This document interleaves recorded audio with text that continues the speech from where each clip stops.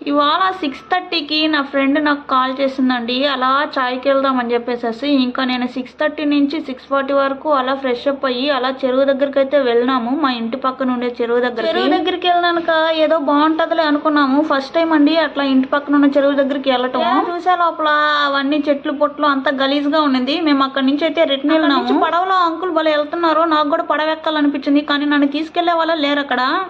నా ఫ్రెండ్ని వీడియో తీస్తుంటే ఫోటో అనుకొని ఫోన్ తీస్తుంది చూడండి. ఫిష్లని పట్టేశారు వాళ్ళందరూ. చేపలు చూడండి ఎక్కడంటే అక్కడ చేపలు ఉన్నాయి. కొనే వాళ్ళు కొంటూ ఉన్నారు, తీసుకెళ్లే వాళ్ళు తీసుకెళ్తూ ఉన్నారు, తోమిచ్చే వాళ్ళు తోమిస్తూనే ఉన్నారు.